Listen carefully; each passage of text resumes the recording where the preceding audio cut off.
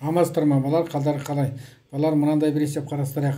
Су бұрқағынан атқылап жатқан ағынның көлденең қимасы қандай биіктікте? Сол ағынның су бұрқақтан шығар жеріндегі көлденең қимасынан 5 есе артық болады. Ағынның су бұрқағынан шығар жердегі жылдамдығы 10 метр секунд. Енді балар, өзімізге қажетті тәршейлі теңдеуін жазайық. Яғни ρ H1 плюс ρ V1-дің квадраты бөлінген 2 тең болады ρh2 плюс ρ V2-ның квадраты бөлінген 2.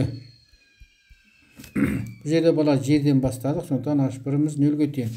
Енді біздің мақсатымыз H2-ні табу, болар. ρh2 тең болады ρ V1-дің квадраты бөлінген 2 алынған ρ V2-ның квадраты бөлінген 2. Бұл жерде балар енді тығыздықты бірден қысқартып жіберуге болады екен.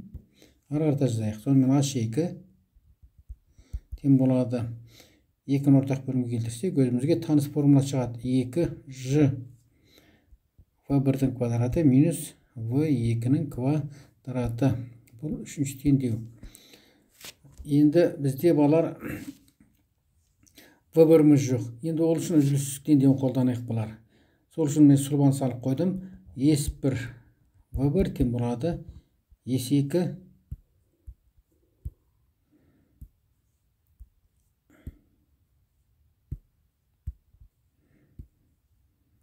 V2. Енді осы жерден балар V1-ді өрнектеп шығарайық. V1 тең болады S2 бөлінген V2 бөлінген S1. Бізде балар S2-ні S1-ге қатынасы 5 есе артық. Сондықтан V1-ді бірден жаза саламыз. V1 тең болады V2 бөлінген 5 тең болады 10 метр секундты 5-ке бөлсек, сонда бастапқы құбырдың жуан жеріндегі жылдамдығы 2 метр секунд екен. Енді V1-ді бірден жазсалайық балар, 2 метр секунд. Енді осыны мәнін бізде үшінші теңдеудің барлық мәні бар. Енді есептеп шығару ғана қалды. H2 тең болады. Басында 10 болатын, яғни 100 метр квадрат секунд квадрат минус 4 метр квадрат секунд квадрат бөлінген 2 бөлінген 10 метр секунд квадрат. Бірлігі шығып тұр, олар.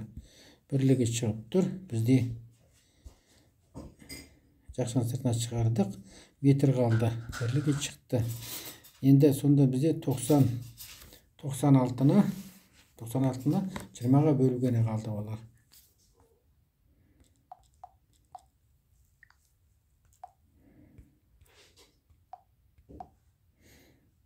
96-ны бөлеміз 20-ға.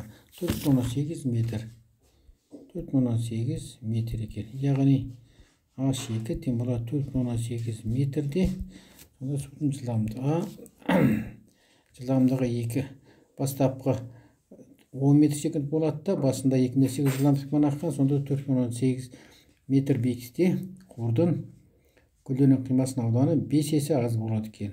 Жауабын жазып қойып. Жауабы H2 тең болады 418 метр. Осымен балар сабағымыз аяқталды. Қош сау болыңыздар.